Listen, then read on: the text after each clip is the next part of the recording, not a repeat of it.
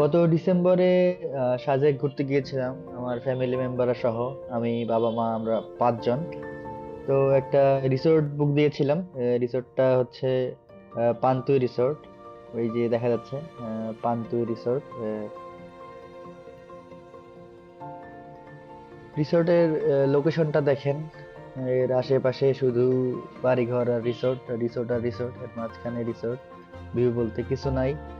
এই যে রুম থেকে ভিউ দেখেন, রুমের একটা যে ব্যালকনি ছিল সেই ব্যালকনি থেকে ডিরেক্ট আমি ভিউ দেখাচ্ছি। এবার আসেন মিজোরাম ভিউ রিসোর্টের মিজোরাম ভিউ দেখায়। এই যে মিজোরাম ভিউ দেখেন, এই যে মিজোরামের সব পাহাড় দেখা যাচ্ছে। আর এই যে এইগুলো হচ্ছে কংলাক পাহাড়ের সাইডটা। আর এই যে পাশে রাস্তাটা। এবারে যে সান ভিউ দেখেন, এই সান ভিউ এর জন্য পাশে রিসোর্টের চাল দেখা যাইতেছে না।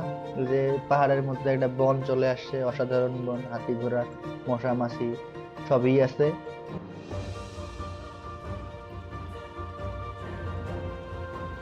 এদের ফেসবুক পেজে গেলে দেখবেন যে একটা সুন্দর দোলনা আছে, এই যে সেই দোলনা, এবং এই যে দোলনা থেকে আপনার ভিউ দেখেন, শুধু পাহাড় আর পাহাড়, হায় রে পাহাড়, এত পাহাড়।